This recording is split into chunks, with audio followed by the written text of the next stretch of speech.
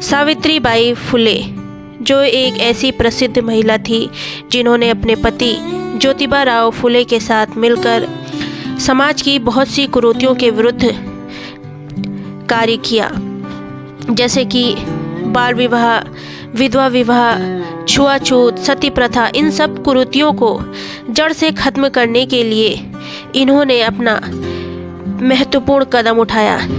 तो जानते हैं कि आखिर सावित्रीबाई फुले कौन थी, कब इनका जन्म हुआ।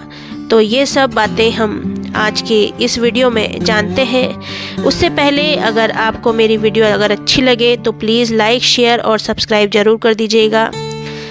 तो दोस्तों, सावित्रीबाई फुले जिनका जन्म 3 जनवरी 1831 को महाराष्ट्र के सतारा जिले के नया गांव में हुआ था।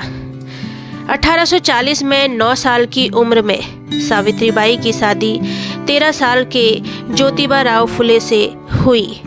सावित्रीबाई फुले ने अपने प्रति क्रांतिकारी नेता ज्योतिबा राव फुले के साथ मिलकर लड़कियों के लिए 18 स्कूल खोले। उन्होंने पहला और 18वां स्कूल भी पुणे में ही खोला।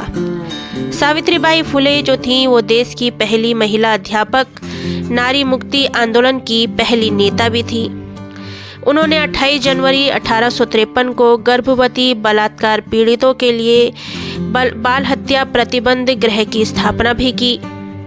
सावित्रीबाई फुले जो थी वो उन्होंने 19वीं सदी में छुआछूत, सती प्रथा, बाल विवाह और विधवा विवाह निषेध जैसी कुरीतियों के विरुद्ध अपने पति के साथ मिलकर इन्होंने कार्य किया। जब सावित्रीबाई कन्याओं को पढ़ाने के लिए जाती थीं तो रास्ते में लोग उन पर गंदगी, कीचड़, गोबर फेंका करते थे।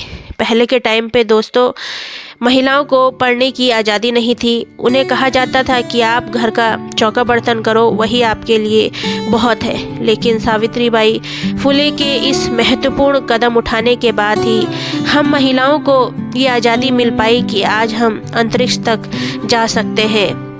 और बहुत सी महिलाओं ने अंतरिक्ष में भी अपना परचम लहराया।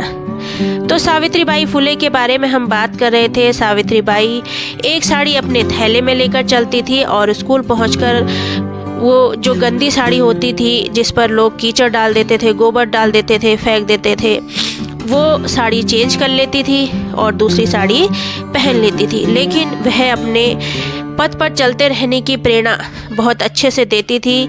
उन्होंने इन समस्याओं के आने के बाद भी अपने इस कार्य को नहीं छोड़ा कि वह महिलाओं को वो आज़ादी देना चाहती थी जिसकी वह हकदार है। सावित्रीबाई फुले ने आत्महत्या करने जाती हुई एक विधवा ब्राह्मण महिला काशीबाई को अपने घर में जचकी करवाकर उसके बच्चे यशवंत को अपने दत्तक पुत्र के रूप में गोद लिया। दत्तक पुत्र यशवंत राव को पाल पोस कर इन्होंने डॉक्टर बनाया। इतना ही नहीं, उसके बड़े होने पर उसका अंतर्जातीय विवाह भी किया। महाराष्ट्र का यह पहला अंतर्जातीय विवाह था। सावित्रीबाई फुले और ज्योतिबा राव फुले ने सारे परिवर्तन के कार्य अपने घर से ही शुरू किए। कहते हैं ना बहुत से लोग, हमारे पास ये चीज़ नहीं है, हमारे पास ये चीज़ नहीं है, हम कैसे कर सकते हैं। तो दोस्तों देखो, सावित्रीबाई फुले ने और उनके पति ज्योतिबा राव फुले ने मिलकर इतने बड़े कार्य को अंजाम दिलाया, और वो भी अपने घर में रहकर। तो इतने सारे इन्होंने परिवर्तन किए, वो भी अपने घर से शुरू किए और समाज के सामने आदर्श प्रस्तुत किए। महात्मा ज्योतिबा राव फुले की मृत्यु 1890 में हुई। तब सावित्रीबाई फुले ने उनके अधूरे कार्यों को पूरा करने के लिए संकल्प लिया। सावित्रीबाई फुले की मृत्यु भी 10 मार्च 1897 को प्लेग के मरीजों की देखभाल करने के दौरान हुई। उनका पूरा जीवन समाज में महिलाओं और वंचितों के अधिकारों के संघर्ष में ही बीता। तो दोस्तों, ये एक ऐसी महत्वपूर्ण महिला थी, ऐसी हमारे लिए यादगार महिला है जिन्होंने हम महिलाओं को ये हक दिया कि हम भी पूरी आज़ादी के साथ अपना कोई भी कार्य कर सकते हैं। हमारे अंदर जो सपने हैं, महिलाओं के अंदर जो सपने हैं, हम उन्हें पूरा कर सकते हैं। इन सपनों को पूरा करने की आज़ादी हमें ज्योतिबा राव फुले और सावित्रीबाई फुले ने दी।